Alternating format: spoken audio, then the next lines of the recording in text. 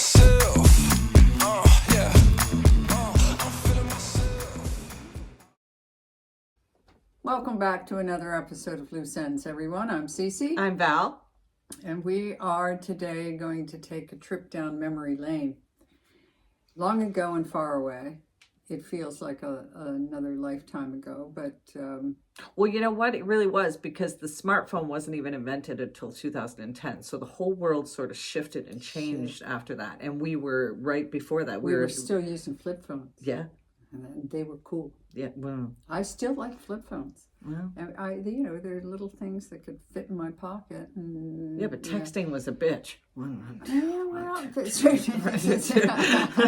Just to get to the letter you needed. It's like entering a password on your fucking Netflix account. Up and across, and no, it's not capitalized. Oh, right. Anyway, trip down memory lane, as I was saying, and here's what we're talking about. Go. Look at this. Well, I don't know if you can read it when I hold it up because of all the reverse stuff. And it's a play, a 3-act, one-woman play that Val and I wrote back in the aughts. In the early aughts. Yes. But the mids. And so what had happened at that point was that she had attended a couple of courses that I led, and we'd gotten to know each other, and she had begun working for me as the chef for my 5-day spiritual retreat called the Trust Program, to which she has referred many times. And that led to an eventual friendship.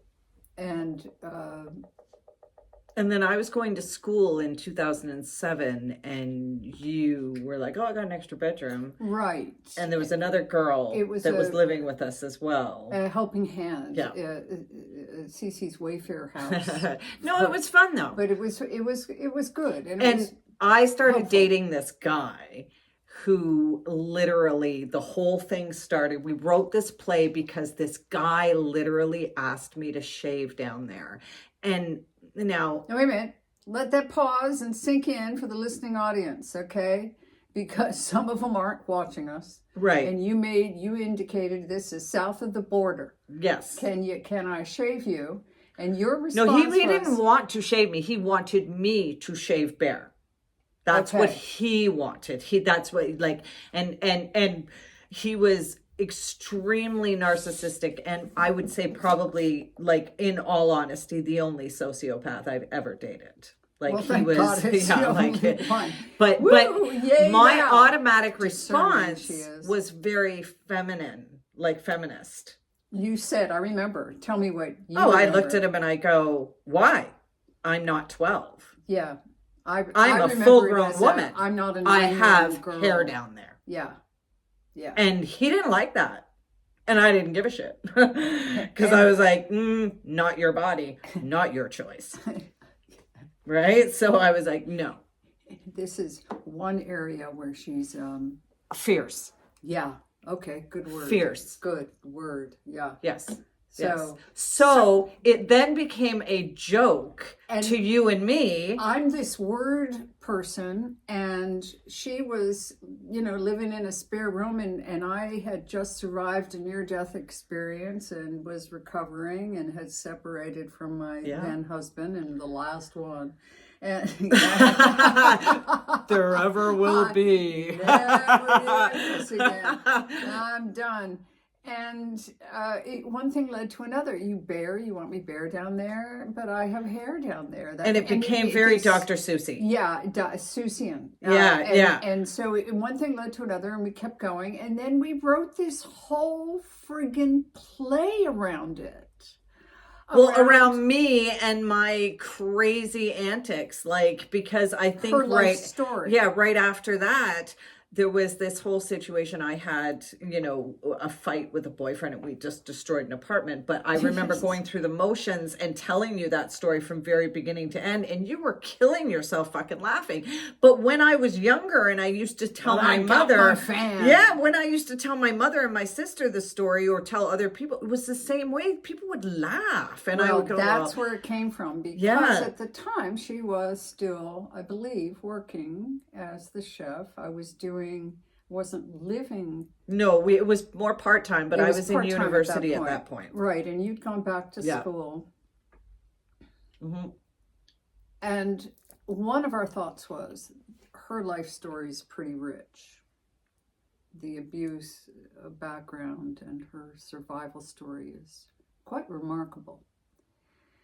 And so she doesn't really have the focus to sit down and write a whole fucking book about it. But I was intrigued enough to have that initial conversation going, let's talk about this. And would you be okay with, because I think your story could help other people. And she was like, yeah. And the more she talked, the more I realized it couldn't be translated into print form, because it needed to be in her voice, because and parts of it needed to be acted out. And who watch us, you understand Val has a very unique voice, as they say in the publishing world.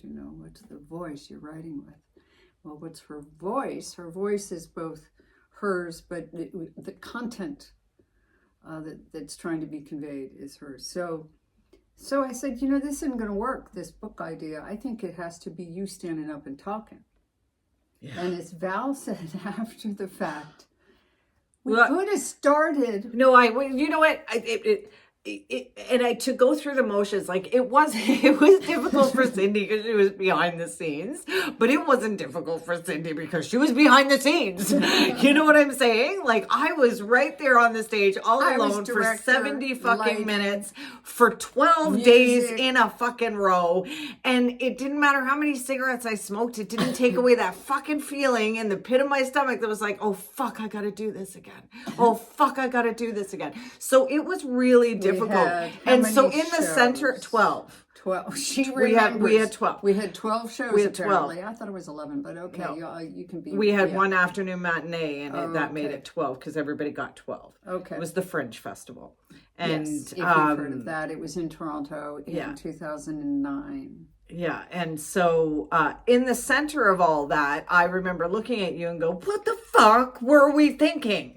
Why didn't we just take the poem and go to a fucking bar on poetry night, spoken word or whatever?" And she just looked at me, she goes, "Oh, why didn't we?" And I was like, I don't know, but we have to just jump in. It doesn't matter how hot the water is or how cold the water is. We're just going to jump. So that's what we did. So the reason we're bringing this up is because I came across it. She did. I was cleaning up and getting ready for taxes and stuff, because that's the kind of person I am in January, and came across this file that's marked the Fringe Festival, and I went, ooh. And honest to God, I had forgotten even what the title of the play was. It's called Earthbound Angel. And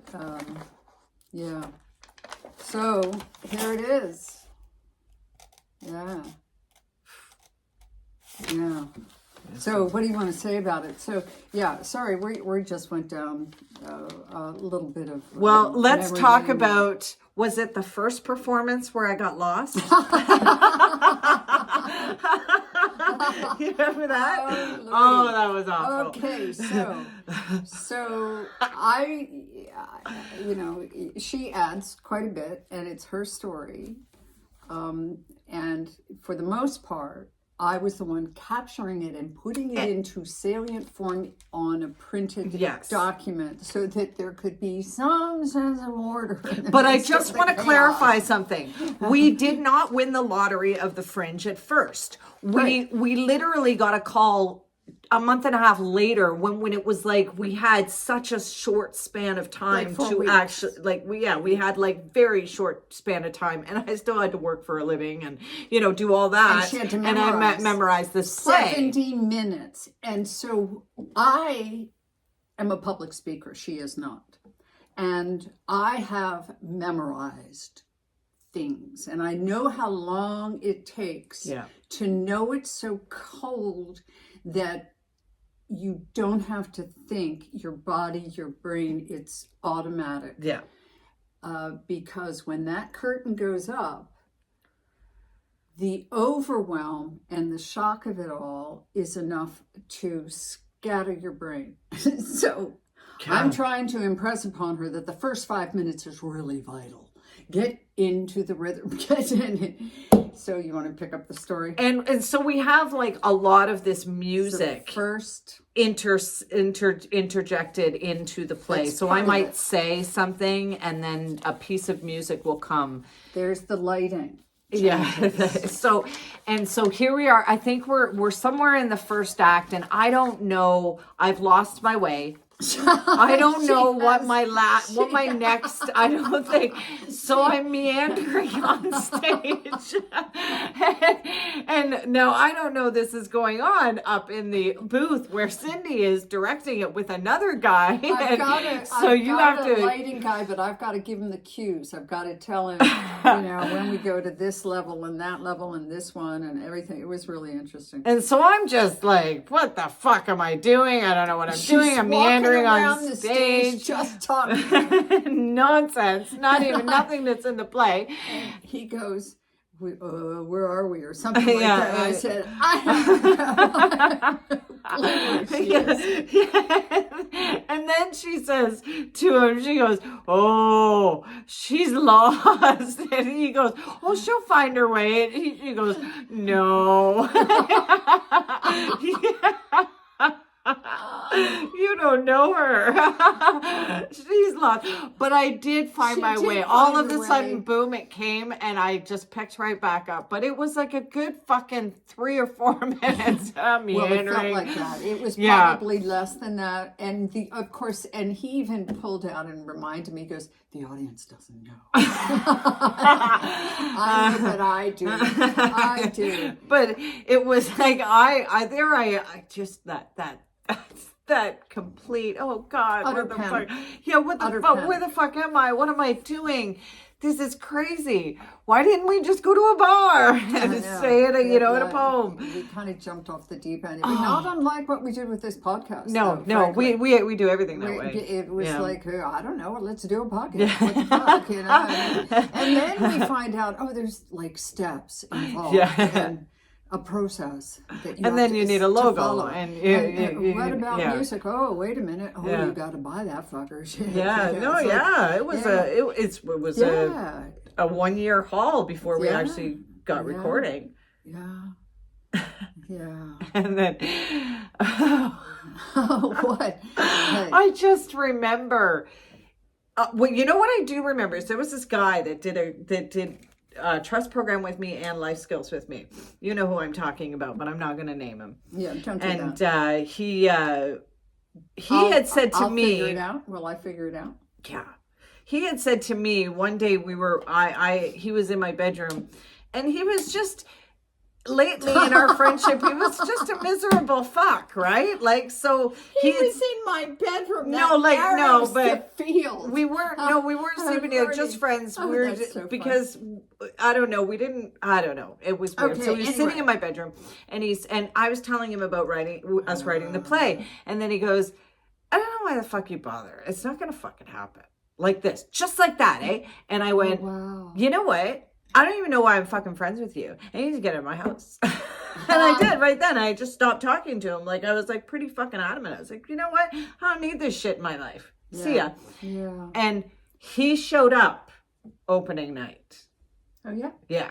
And he said, his first words to me were, I'm eating crow.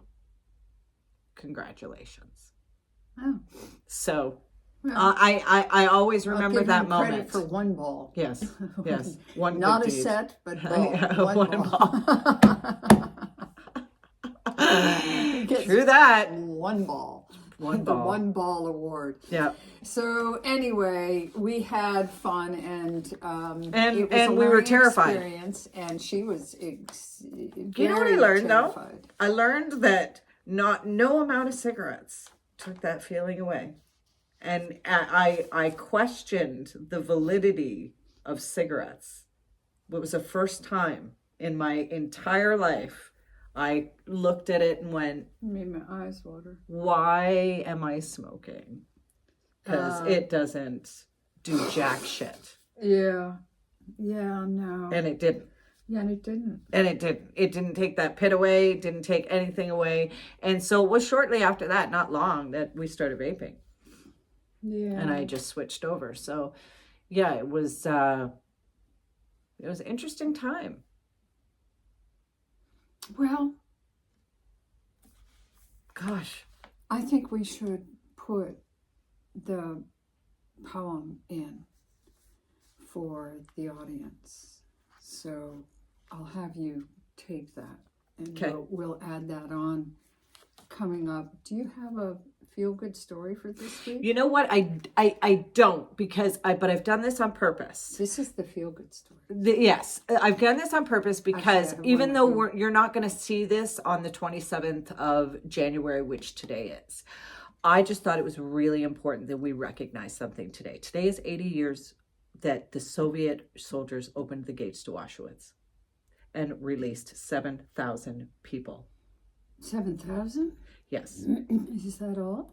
Yes, because 1.1 million had been murdered there. So 7,000 were released Yeah. 80 years ago. 80 today. years ago today, the Soviets opened the gate. Wow. And it's I just think it's really, really important for us to recognize these things and to not forget, because we're embarking on very peculiar times. And I also want to, throw it out there that the entire world is with the United States people who are about rights, human rights, and freedom. And they are marching everywhere, in every city, and every major city around the world is having protests. And unfortunately, American media will not be showing it. And I think it's really important that if you find these videos online, spread them, because they can't control everything. And get the message out there that there are people out there who are fighting for you and fighting for your rights. And collectively know we're all together. There's a lot of people around the world. I got a call today. I didn't even tell you about this, and I won't name who it is, but he's Canadian and he's a friend. And he said, can't you call a non-confidence vote like they do in the parliamentary system? I'm like, yeah, no, they don't. We don't have that. And what we have, I believe, is the 25th Amendment. Which kind of says, well, he's wacko, so we're going to vote him out, remove him from office, and separate him from those powers. But no, we really don't have anything, and we've obviously shown, I say we because I am a United States citizen, though I live in Canada. My family lives in the U.S., my children live in the U.S., and I'm concerned about the U.S. and its future. However, I think the message that I'd prefer to leave the audience with before launching into the bear down there. The bear down woo, there woo, woo. Is the notion of, because we touched all over it, we didn't know what we were doing. It was a crapshoot that we even got in. Somebody else must not have gotten in. I don't know. Yeah. But we got the call late in the game and we put it together. And to her credit, she did memorize it eventually. And eventually we got one or two perfect runs, I think. And it was fun.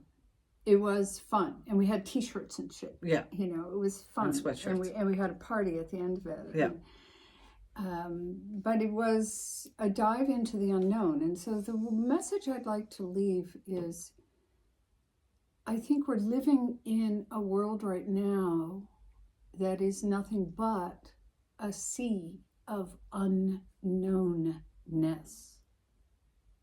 Everybody's trying to navigate their way through it. whether you're swimming or in a boat, doesn't matter. And I think there's a sense of, well, I need more information before I commit to something or take a leap or take a chance.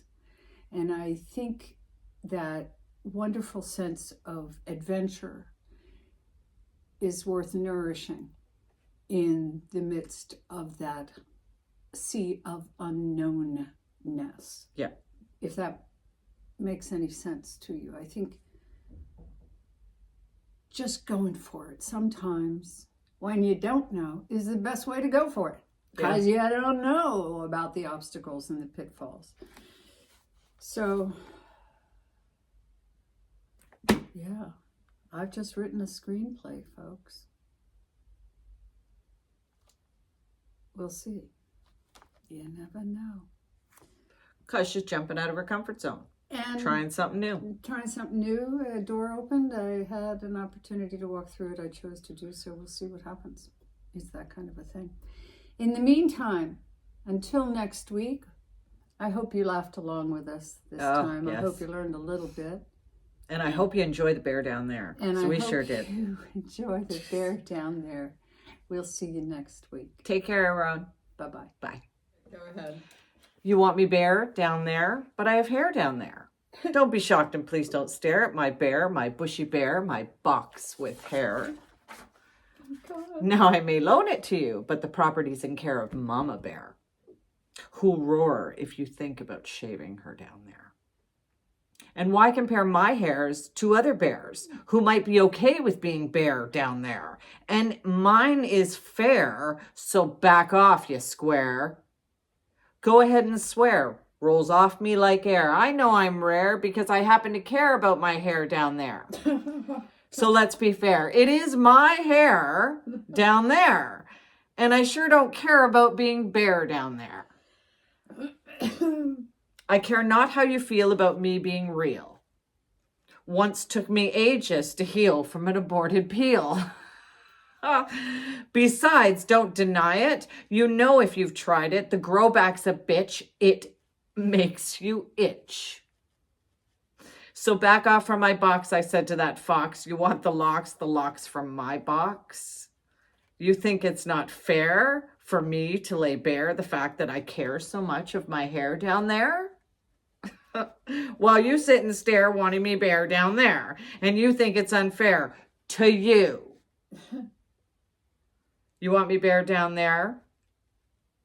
Well, you can kiss my derriere. Boom. High